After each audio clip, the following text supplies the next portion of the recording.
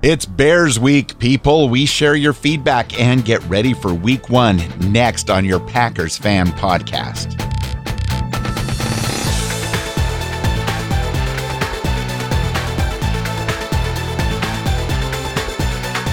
Thanks again for joining us for another edition of your Packers Fan Podcast. I'm Scott Clark, and this is the show by and for fans of your 13-time NFL champion Green Bay Packers. And I'm Wayne Henderson, and I've got a strange craving for a broasted bear meat sandwich. Exactly. Maybe next weekend after the game. It's September 1st, 2019, so it's finally time to kick off the season proper with the 181st episode of the 4-time Podcast Award finalist, Packers Fan Podcast. And this time around, we're going to recap a little bit about the Packers preseason, uneventful as most of it was. We're also going to share our thoughts on the Week 1 opener this Thursday night in Chicago. There's also a bit of news to cover, and of course, we'll have your feedback from 920-3PACK-GO, from email and the Packers Fan Podcast Facebook community.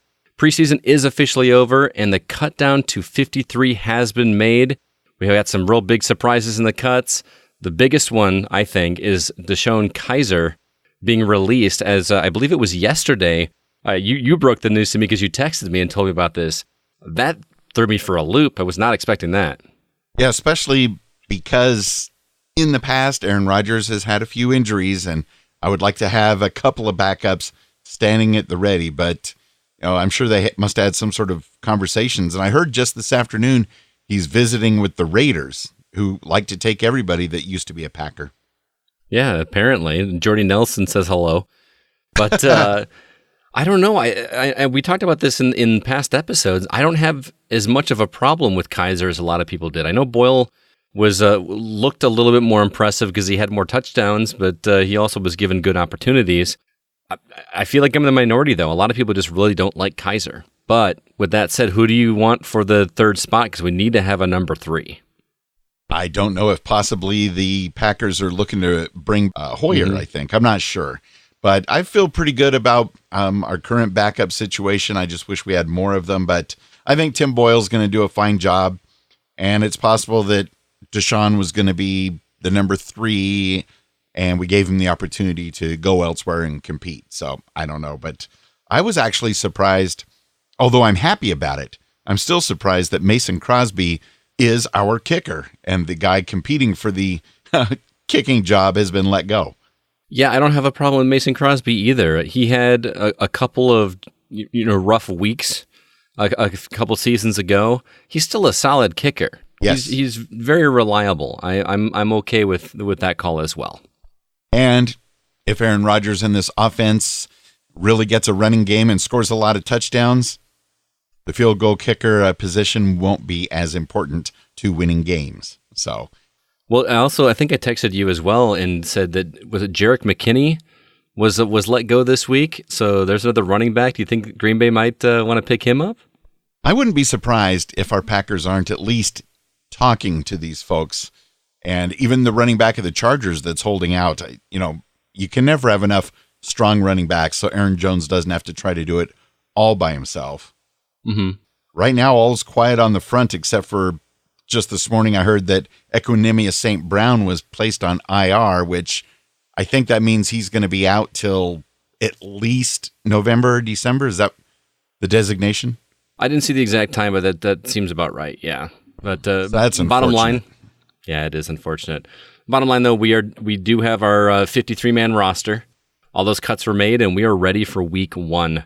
I am so stoked. Can't wait for this. Yeah, it's going to be here before we know it, just a few days away. That's why we're recording on a Sunday this week, because the game will be here. Tomorrow's a holiday here in the U.S. So let's dig in, shall we? Absolutely. Let's go ahead and start with listener feedback. Our Packers Fan Podcast, G-Force, you are always invited to share your thoughts into the show several different ways. First, you can call us at 920-3PACK-GO or at packersfanpodcast.com/feedback. Our first voicemail comes from Aaron Arnett, and we'll go ahead and play that one for you right now. Wayne and Scott, happy day to you. So glad to hear from you and have you guys back on the Packers Fan Podcast. This is Aaron from the Golden State talking about your gold and green boys in Wisconsin, and happy to do it. So I have two things for you today. I'll try to keep this as short as possible. One, is, of course, I have to address the preseason debacle in Canada. I cannot believe what happened up there. And so I started to think about it because it's interesting to me. I love when sports leagues decide to do something that either changes the rules dramatically or they do something unique for a game that can change the rules dramatically. And you think about baseball stadiums, they've changed the lengths of the fences sometimes and that kind of stuff. But the NFL really doesn't do that kind of stuff. When the NFL changes something, usually it's really dramatic and it's across the board and whatever. They don't usually do these one-offs. And you would think the very fundamental thing that they'll never change would be the field size. I mean, they may change kickoff rules, they may change 2-point conversions, overtime, but the field size, that I really didn't see that coming. And so I looked it up because I was curious. Okay, the NFL doesn't make decisions willy-nilly. They had to have known that they were going to go and play this game in Canada for at least a couple months. And so I looked it up, and from what I can tell, as early as May of 2019, they knew that they were going to be playing the game up in Winnipeg. And so there had to have been tons of planning and talking and going back and forth between the NFL and probably the CFL and those leaders. I'm sure, the commissioner was involved in all of that. And it really makes me question, was there not a point in any of this where they said, hey, by the way, is the actual field itself going to work for an NFL game? Because for me, it's really hard to believe that a field that starts larger than a regulation NFL field somehow then doesn't work out and becomes 20 yards shorter than an NFL field, and they decide that's the best option. I think if I had been in charge, I probably would have accepted the fact that we're going to have kind of a messed up area on one end of the field, but just shifted everything. So you shift the whole field and move the goalpost back. Instead of having two end zones that are messed up, you could just have one and you could still play with a full 100 yards. Would that not have made more sense instead of squeezing both ends together to 80 yards? That's just crazy to me. I don't understand how that could be what happened up there in Winnipeg. My other thing, 1 minute. I'll take 1 minute to get this, and I'd love to get your thoughts on the preseason game. But anyway, 1 minute. My journey to possibly committing myself to be a Packers fan. So living in the middle of the Golden State, there's no teams directly near me that I can just cling on to. There are, 4 or 5 football teams these days, but they're all so far away. It's like you pick one and then they betray me, and I don't know. So I decided a couple years ago, you know what? I'm going to be an Eagles fan. I like Nick Foles. He's cool. But then guess what? The Eagles betrayed me and they sent Nick Foles to Jacksonville. So now I don't know what to believe anymore. And I really like the Packers Fan Podcast. And so I'm submitting this proposal to you guys and to all the fans listening at home, in your car, wherever you are. If the Packers win the Super Bowl this year, I will throw away all of my other NFL merchandise and I will become a Packers fan. I'll do it because I like cheese and I don't feel like cheese could ever betray me unless I left it out in the sun too long. I don't know. Anyway, I'm Aaron. Thank you so much, Wayne and Scott, and go Pack, go. Well, Aaron, thank you so much for that awesome voicemail. I really do appreciate it. I will say, first off, as far as becoming a Packers fan, nobody likes a bandwagon fan, man. So just go ahead and join the fold now before things happen this season. There's plenty of room over on the bench, and I guarantee you will not find a better group of fans of football and fans of their team than Green Bay Packers football. And if you don't believe me, come out to a game with us sometime at Lambeau and just see the atmosphere and how just awesome all the people there are. It's awesome. We'll get you there. By the end of this season of Packers Fan Podcast and this NFL season, we're going to make a Packer fan out of you. But everybody else listen to this. Write in those emails. Let's get a post going on Facebook about convincing Aaron Arnett to become a Packers fan, because I definitely want to see that happen. Yeah, because the fans will not betray you, Aaron. The Packers, although they may lose a game here and there, they won't betray you. And cheese, like you said, cheese does not betray. says the guy who's never had cheese curds from Culver's. But anyway. One time I did. One time. Though the ones at the 1919 restaurant at the stadium were better. Oh, I believe it. You're getting it right from the source at that point. But I'm glad that Aaron brought up this issue with the preseason game and the field issue. I saw the pictures of that patch near like the 10 or 20 yard line or whatever where it was that. Right. And did I read it correctly that they had a concert at this stadium like the week before or something? That's what tore it up? That part I didn't hear about any concert. I just thought it had something to do with the fact that they had to move the goalposts to where goalposts are supposed to be in the NFL, but then didn't properly fill in the hole where the goalpost used to be. And so it was totally unsafe. And the next thing I know, like Aaron said, they're shortening the field. They put out red cones, like we're back in Pop Flag Warner. football. Yeah. And the whole thing was a debacle. And I was amped up because even though the past few years our starters have not really played in week 3, I thought with the new coach there was talk that maybe they would play at least a quarter.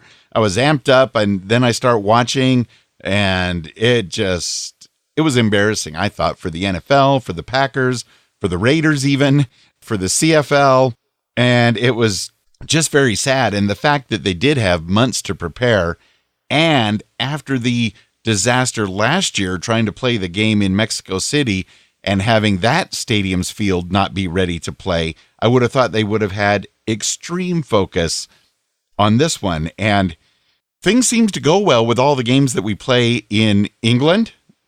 But for whatever reason, outside of America and England, there seems to be an issue. And it's just another reason why, I'm glad that preseason is over because, wow. Well, I'm with you in that I'm glad that preseason is over just because I'm happy that I can actually start caring about football again. I hate to be that guy. I've never been into preseason football. And if that makes me not a big enough football fan for some people, I get it.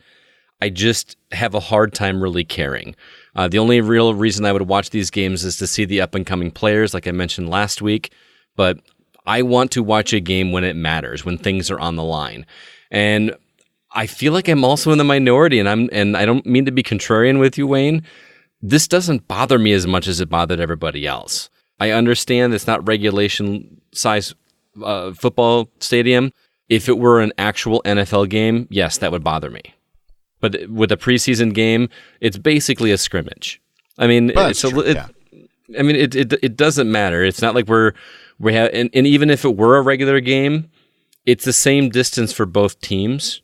It's not like we got a shorter field to go on offense, and the other team had a longer field or a shorter field. It really doesn't matter. It's just that they're doing a glorified scrimmage and trying to work out some of the kinks against players that they haven't. That aren't their practice squad. Right. I think that's really why you're doing a preseason game, to go against somebody that doesn't know your playbook. And the thing that made it even more like a scrimmage was because of the shortened field, for additional safety features, they didn't have any kickoffs. Right. So your special teams isn't going to get quite the same amount of practice. So that could probably be your biggest argument for this, is that, our punt returners and our kick returners aren't going to get as much practice as they could have. But what's done is done. Done is done, and we're not going to let that bring us down. And when you talk about rooting for games that really matter, I mean, this coming week, this one matters, it seems like, more than anything at this point because of the rivalry and so many things that we're going to touch on a little bit later. But first, we're also going to check back in at 920-3PACK-GO. Andre, another caller from here in the state of California. Hey guys, Andre in LA. Go Pack Go. I'm calling because my thoughts on preseason, I don't know, mixed feelings. We didn't really see a lot. I will say the offense did seem to move very well with backup quarterback. I forget his name. Not important. But so I'm hoping that it moves very well also with Aaron Rodgers, and hopefully we see a lot of running with Aaron Jones. The defense seemed to be, a little bit improved from last year, not much improved, but, it's steps. So I'm curious to know what your thoughts are. I hope we don't have a slow start because a lot of the starters didn't really play a lot in preseason, but thankfully it seems like a lot of other teams didn't play their starters in preseason. So I'm excited for the Bears game. I'd love to hear your thoughts on the strategy of not really playing a lot of the key starters, especially with the new coach in preseason. Green and gold till I'm dead and cold. Go Pack Go. Andre in LA. Go Pack Go indeed, Andre. So good to hear from you again this season. Yeah, Tim Boyle and the offense, and even Deshaun Kaiser when he was still one of our backups, they did seem to move the ball pretty well. But I'm with you, Andre. I just hope we're not slow starting this Thursday night against the Bears. Absolutely. And Andre, this is the first time I've heard from you, I believe, and I'm going to tell you right now, I'm going to throw it on a challenge. I want to hear another voicemail from you next week because your Go Pack Go at the beginning of this seemed a little, you had a little sigh at the end of it. I want to hear that energy. I want to hear you just really feel like you mean that Go Pack Go next week, man. Because I know you said green and gold till dead and cold, man. I just want to hear that energy from you, man, because I know you'll love the Pack. Anyway, yeah, like you said, the offense seems to be moving pretty well. I'm confused by the Kaiser decision. We already talked about this a little bit. Hope to see somebody else step into that because I am in full belief, and I feel like I'm the pessimist between you and me, Wayne. Like ever since I started this, I'm always the naysayer, and I don't mean to be that way. I'm worried about the longevity of Rodgers. I know that he's, our glory guy right now, AR-12, and I love the guy, don't get me wrong. I honestly am starting to wonder if he's going to make it the last 4 years of his contract. He got hurt last year. He can only get hurt so many times, and how many miracles can he perform? I love the guy, and I loved when he did pull that win out against the Bears, came out on a broken foot, or not broken foot, but whatever he did to his ankle, even if it was high as a kite, whatever it took to get that win. But how long can he sustain that? And because of that fact, I want to see a solid number 3 spot in there. In my mind, Kaiser was that guy, but again, I'm in the minority in that aspect. And I wonder if it's because so much of the media is always talking about Aaron Rodgers, as well as us Packers fans, that he does have a target on him. And for whatever reason, the NFC North rivals have been able to get to him. I'm hoping that since we did bolster up the O-line a bit this offseason and in the draft, that he's going to be protected and stay safe. But I'm definitely with you, Scott, that one more solid backup can't hurt because we all remember, what was it, about 6-7 years ago when Aaron Rodgers went down and then our backup went down and then another backup went down and we had to bring in somebody practically off the street and throw him in there to play. And wasn't Jordy taking snaps for a while there at one point? I forget. It was just bonkers that we were able to hold things together till Aaron came back. I don't want to go through that again because the heart attack pack, the copays on the medication are going to run out, and some nice, big, huge, stomping victories would be nice this season. Thank you very much. Yeah, especially at your age, man. We got to watch out for your heart. Hey, better safe than sorry, because I want to see another 10, 20 Super Bowls in my lifetime. But to Andre's point as well, this first game on Thursday, not only because it's the Bears, but because I feel like this game is really going to set the tone for the rest of the season. It's LaFleur's first game as Packers head coach. It's the first time we're going to see a lot of these starters. So much rides on this game, and it sounds weird to say this so early in the season, but the Bears-Packers game feels like a must-win for Green Bay. More so than it has in at least 10 or 12 years. Agreed. As far as not playing hardly any starters in preseason, again, would I like to see them have a little more practice? Sure. Would it be fun to see them play in preseason? Sure. But I trust the coaches. And even though he's a new coach, I'm going to go ahead and trust LaFleur at this point and wait to see what happens. Let's go ahead and move on to another email. This one comes from Kim McKinney down in Texas. I love that we get all these emails and voicemails outside of the state of Wisconsin. That is just fantastic to me. We still have yet to talk to anybody from Wisconsin. We're both not in Wisconsin. This is great. Anyway, Kim goes on and says, as I did not get to watch most of the games in the preseason, hard to comment, and seems now they are not playing the starters anyways, most of the second and third string. Can't say I blame them, don't want to risk injury for a meaningless game. But I am kind of surprised they did not use the starters for at least one series in one of the 4 games. Probably was planned for the Canada debacle. I hope the NFL doesn't try that again.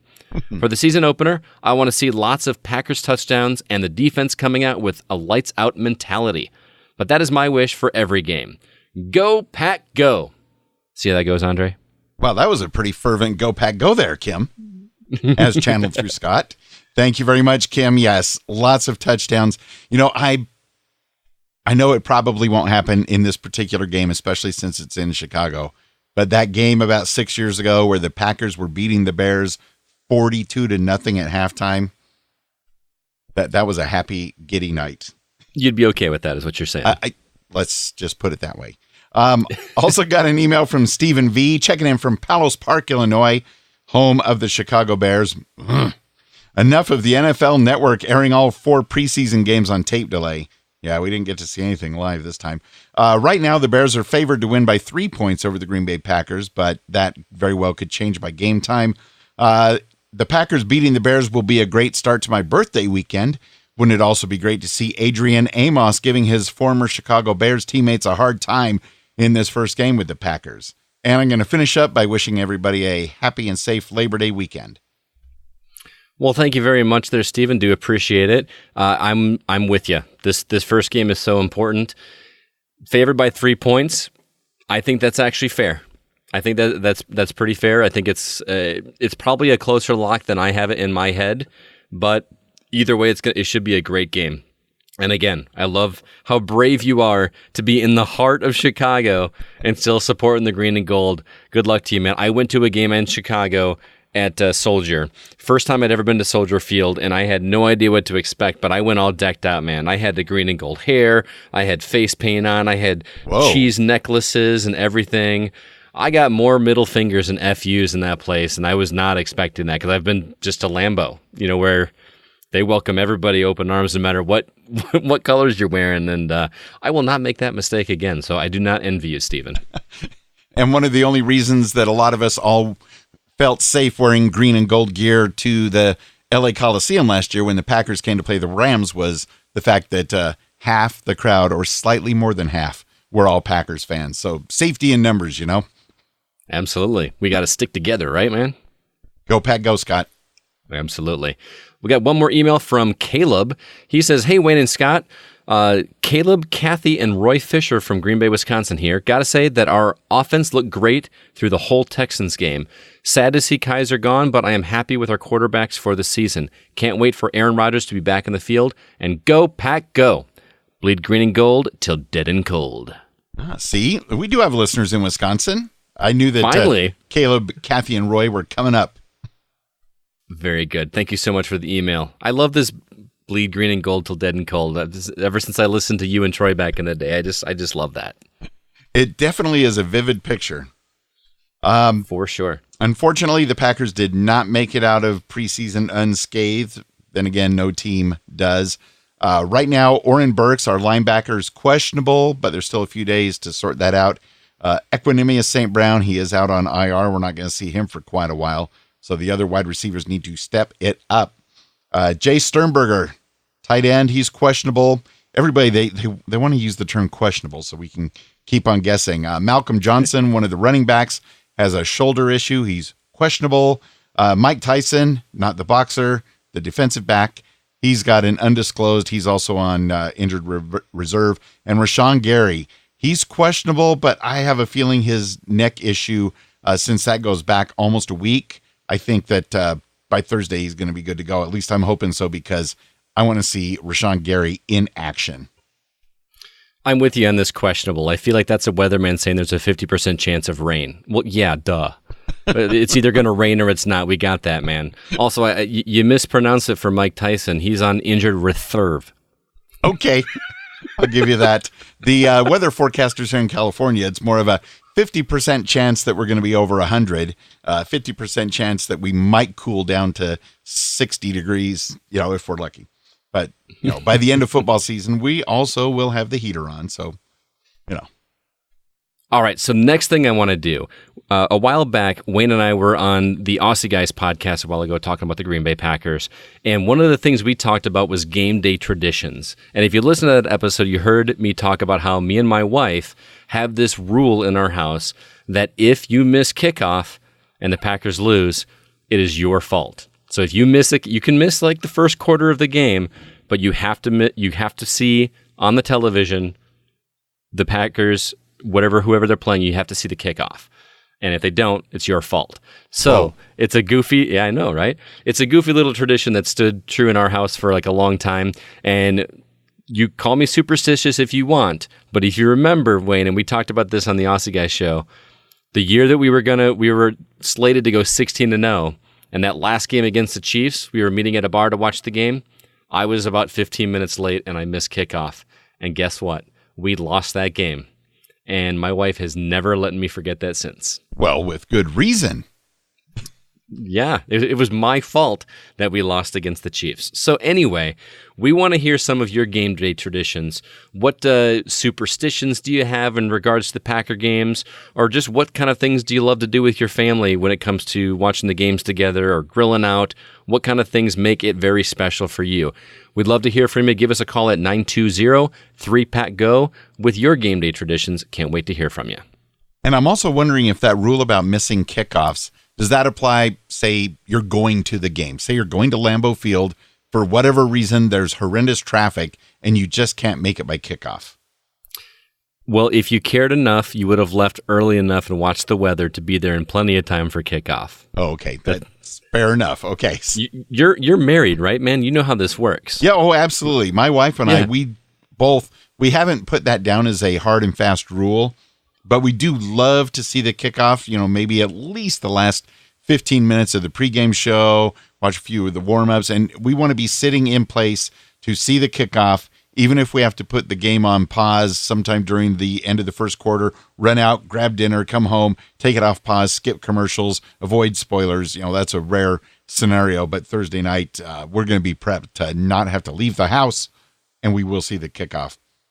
Oh, yeah. Well, to be clear, you have to watch kickoff live in our house. It doesn't recorded DVR, whatever, does not count. You have to watch it live. Oh, absolutely. When it's televised. Yeah, even when we do leave, it's after we watch the first part live.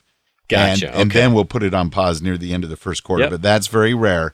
So listeners, make sure you are at every kickoff in front of your TV, at the game, wherever you're at. Make plenty of room in your schedule to be there.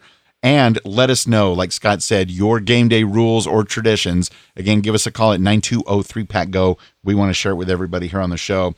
Now, since the game is coming up in just a couple of days and we're recording early, the Packers official dope sheet is not out just yet, but once it is, we'll link to it in the show notes.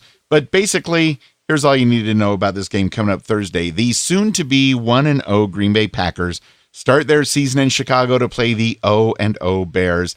And just like last year, the Packers and Bears will kick off week 1, but this time it's in Chicago, and that's got to make you at least a little more nervous, right? Oh, absolutely. And that's not the only reason. I mean, in Chicago, it definitely makes me more nervous, but brand new coach. Our starters haven't played in preseason at all. There's a lot of factors going against us, but I'm still hopeful. And I feel like it's going to be a really good game. Have you seen, well, you're the one that showed it to me, the Betty White commercial is yes, is so fantastic. I want that woman to live forever. She's just so amazing. And I believe she's been alive for 92 of the NFL's 100 seasons.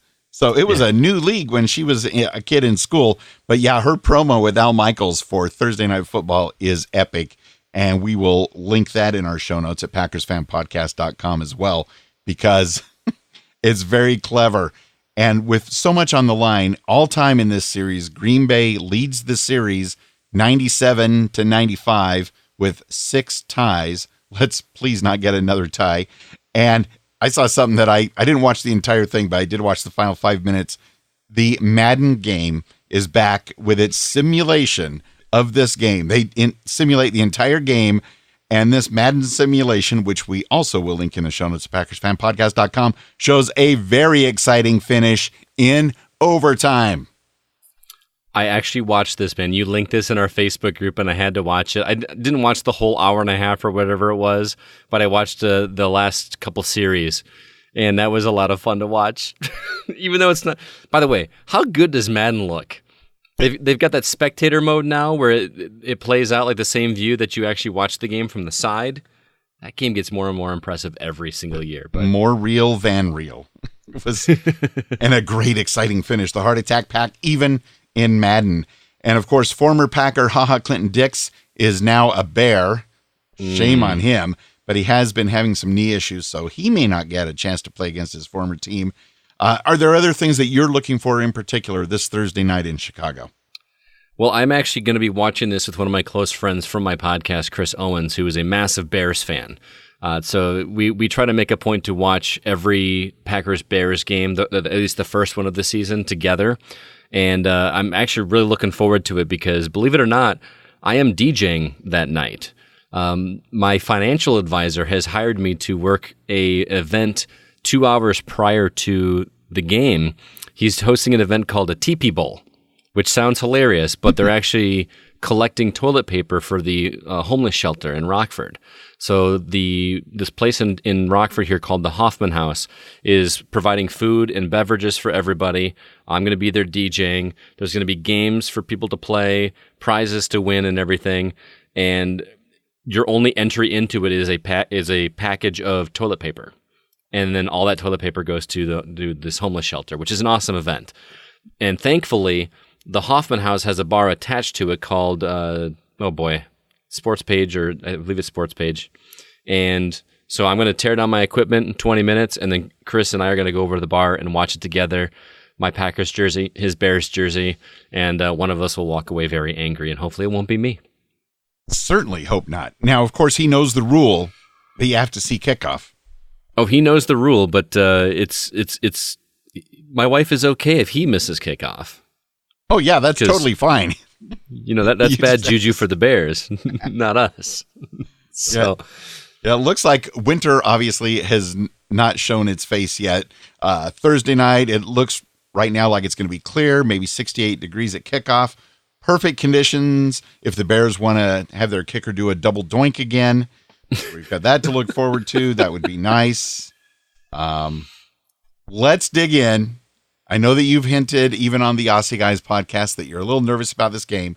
But if you had to guess the final score, Scott, what do you see coming out of this game? Well, I'm going to tell you, you're not going to like my prediction, man. You're not going to like it. I don't have to like everything. Just speak your heart, Scott. Well, it's not my heart, because my heart would say like 52-0 Green Bay. That's my heart. But my head tells me 27-17 Chicago. Ooh. What's the reason we're only going to get 17 points? Just fresh guy at the helm, and we're in Chicago. And Chicago wants this very, very badly. Not saying that Green Bay doesn't want this, but I feel like that Chicago is fired up and ready to go. They are amped. And it's you ever do something where you hope for the worst and then hope you're wrong so that the good thing happens? That's kind of where I'm at. Okay. Because if we're not going to be up 42-0 at halftime, like in my dreams from that game from 6 years ago, I do think that Matt LaFleur and our defensive coaching staff have some surprises that they've been keeping under wraps in preseason, because defense is always so vanilla in the preseason games anyway, that we are going to surprise the Bears. We are going to stun the Bears, and it's not even going to take overtime to do it. We are going to win 31-23. Ooh. So how's this going to work? Because this is we got to make this a competition between you and me. Otherwise, it's bragging rights. It's got to be more than that. It's got to be more than that. No, and I'm not saying like we got to like have a bet or a wager or anything like that. But we got to have a way to determine a clear winner by the end of the season as far as predictions. Oh. So if you get the prediction right, you get a point. If we both say the Packers win and they win, it's a wash. Nobody's ahead. But if I call the winning team and you don't, I get a point, and vice versa. If we both pick the winning team, then we take the difference in points somehow. We got to work out a formula. Okay. And make something out. Because otherwise the Packers definitely have to go 19-0 this season. Yeah, because I know you're going to – I've listened to this show before, Wayne. You've never called the Packers to lose a single game. Should I? Well, I know. What's the likelihood of winning all 16 games? Pretty dang high, though. The one in Kansas City is going to be the the toughest of the lot. That will be the toughest. That's going to be the second most important game of the year for sure. We also wanted to get a pulse of the listeners to see what they thought about this Thursday night game, since we're on different sides of the fence. So, Packers fans, how will our 13-time NFL champion Green Bay Packers do against the Bears Thursday night? Thank you for all of your votes. When we average them out, you would not be surprised that the winner with 72% of the votes, Scott, was the Packers will win, but it's going to be very close. 18%, though, said the Packers are going to win by at least 10 points. What do you say about that? I say bring it. I hope that you are right. 1/5 of our fans think that they'll win by 10 points. Let's do it. 8% of the voters said the Packers will not have enough points to win when the time runs out. So we need more time. And 2% said the game will be a shocking tie. That's got to be one person, right? That's Yes, it was. I was shocked by the fact that we had 6 ties against Chicago. That's kind of crazy. I guess that there must have just been a lot more ties back in the day, different rules, less overtime stuff that, Well, Chuck in the comments said, I believe we'll go 12-4 and beat the Bears 35-17. Whoa. That is music to my ears, man. And again, I hope you're right, but that's a tall order. Yeah, I do think with what we got. We can definitely go at least 12-4. Beating the Bears 35-17, I would love to see, because, then the fourth quarter can be a little more relaxing and we can start celebrating a little early, but not too fervently. Also in the Packers Fan Podcast Facebook community group, Scott, you posted something about the loudness of the Lambeau Field crowd this season might actually have an effect on the beer prices at the stadium. Since you're a school teacher, what kind of new math is this? I don't know if it's new math. They're basically offering if the decibel level at Lambeau Field gets to be a certain amount of loudness, then they're going to lower the prices on beer, which is just, hey, that's a way to do it, right? That's fantastic. I mean, what other way are you going to get people from Wisconsin to cheer louder than give them free beer? I mean, how easy is it? You just put up on the Jumbotron or whatever, cheer loud, and get $3 off your $9 beer. People are going to go nuts for that. So it's almost like a perpetual motion machine. Exactly. You just keep it going, and then the more you drink, the louder you get. I'm telling you, these guys in the top office are brilliant. Hey, if they get loud enough and beer prices fall down to $2 a pint, hey, go Pack Go. Ooh. Well, now you're getting into some dangerous territory, because I'm from Wisconsin, and they know how to drink up there, man. Yeah, but $2 a pint. Whew. But they still stay pretty nice. Every time I've been to Lambeau, for the most part, I know that there's always issues, but everybody seems to be fairly nice without very many problems.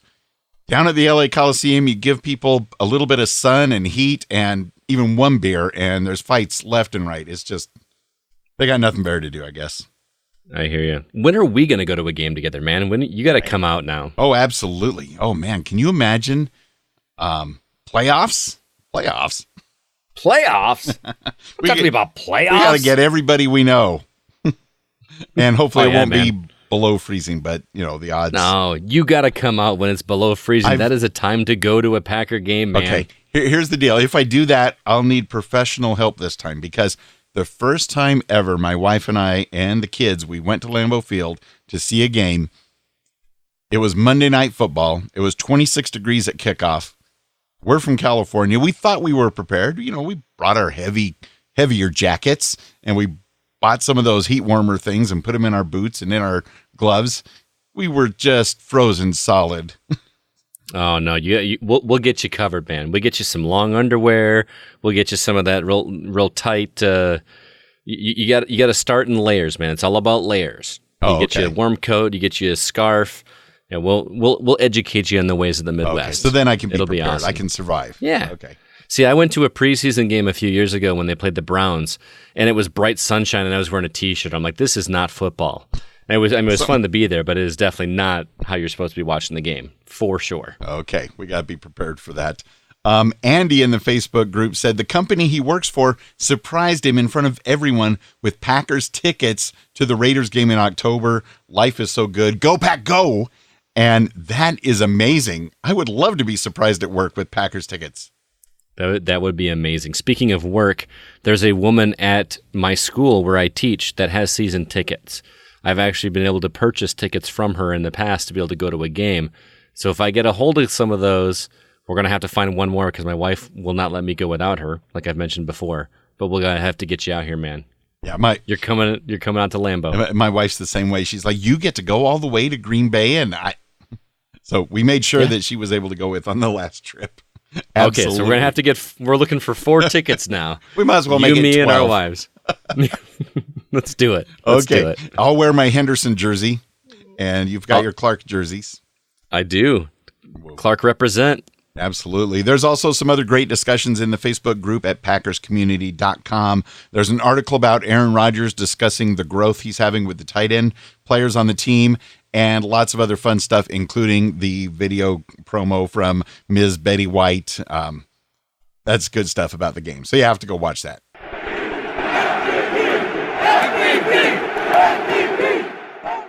We are humbled and honored by your financial support of the show at Patreon. Patreon.com/Packers Fan Podcast, to be exact. It's so motivating to see the value for value process in action, so thank you very much. Bryant, much like the Packers legend Willie Wood, good old number 24, is a Packers Fan Podcast legend with his $24 monthly support of the show. Really do appreciate that, man. Thank you so much. And how about those Texas-only Green Bay Packers fanatics and their Facebook group? Much like future NFL Hall of Famer number 12, Aaron Rodgers, their support of the Packers Fan Podcast at the $12 a month pledge level is historic in its own right. Also, huge thanks for supporting the podcast at the Brett Favre $4 monthly level. First off, support dedicated to lifelong Packer backer Randy Westgame of Wausau. Also, Jeff Summerfield, Lawrence Harvey, and Andre in L.A. And hearty Go Pack Goes are sent out to Curly Lambeau $1 monthly supporters Hank Davis from the TPE Network of Podcasts, Matt Hogg, and Aaron Peterson from the Hollywood Outsider. And it's a fresh season of Packers football just days away. So how about becoming a fresh new Patreon supporter of your Packers Fan Podcast? Check out, you can help us grow the show, bring more great content to you, and have fun with getting some rewards as well. Check out all the different levels at patreon.com/Packers Fan Podcast. And speaking of the Packers Fan Podcast, we are an unofficial podcast. We're not affiliated with the NFL or the Green Bay Packers, but we're open to it. So media at Packers Fan Podcast is the place to go if you can make it happen. Also, follow us on Twitter at PackersFanPod. You can follow me on Twitter personally at GoCastScott, and you can follow Wayne at Wayne Henderson. And please join our Packers Fan Podcast Facebook community by visiting PackersCommunity.com and join the conversation. And you heard some great voicemails and emails on this episode. We want you to be part of the next episode. It's easy. Go to PackersFanPodcast.com, click the Contact Us button, and let us know what you think. Thanks again for spending some time with us this week as we get ready to beat the Bears. And thanks for listening to the Packers Fan Podcast. Be sure to subscribe in Apple Podcasts or your podcast player of choice so you don't miss an episode. Let's get amped up for the Packers at Bears matchup with our Patreon supporters in the Texas-only Green Bay Packers Fanatics group. This is Dawn down here in Texas, a.k.a. Granny Cheese. Hi, I'm James. Hi, I'm Kim. Hi, I'm Melissa. Hi, I'm Susan. Hi, I'm Sherry. Hi, I'm Lisa Montgomery, and we want to say, Go Pack Go!